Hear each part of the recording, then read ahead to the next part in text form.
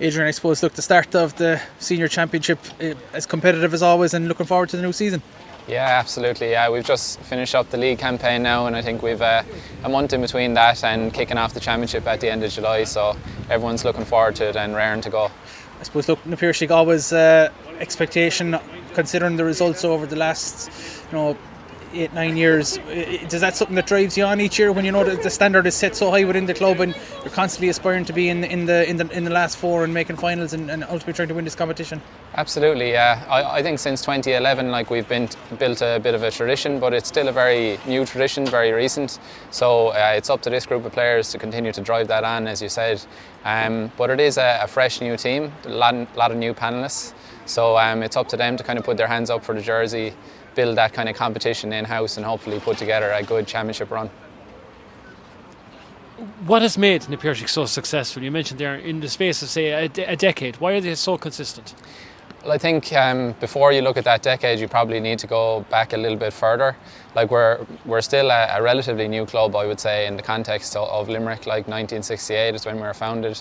So it took a lot of years to build, I suppose, a winning culture and to get a strong collection of adult players together.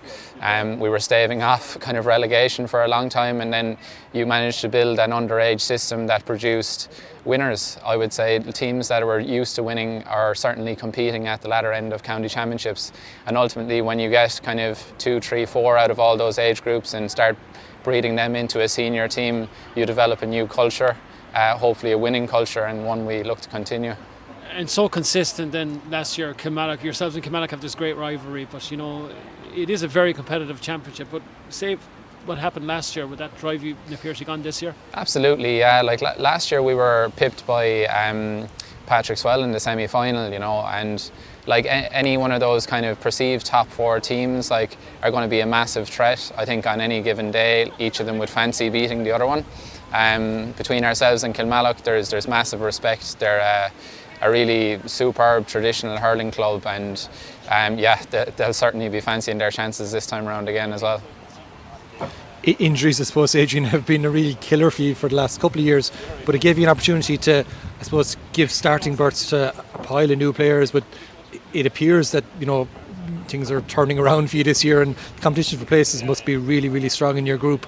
Yeah, it is, and that's really the key competition. So last year we were obviously hit with injuries as it was well publicised, but we still would have felt that the 15 that took to the pitch would be strong enough, and we feel that way regardless, no matter who we lose.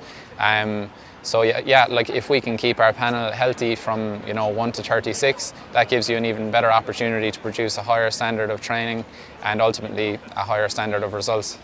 Was it important for Kieran Birmingham and Declan Fanning to stay on as the core management group? Yeah, I think there's a very positive energy around that management. They probably felt like they had a bit of unfinished business as well, and that last year wasn't reflective of the volume and the quality of work that they've poured into this team.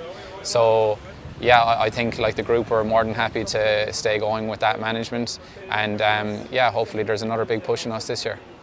I noticed in your recent league final as well that I'm going to get in trouble for calling them old stagers, but Shane Dowling and one David Breen still knocking around as well, trying to play some roles.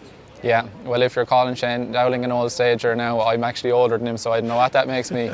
But no, yeah, it's great to have Shane back in as much of a capacity as we can have him at the moment. Obviously, his series of injuries and surgeries on his knee have been well documented over the years. He's put in a massive prehab this season to just get him to a state of play where we can actually rely on him for a few minutes, and we'll see what kind of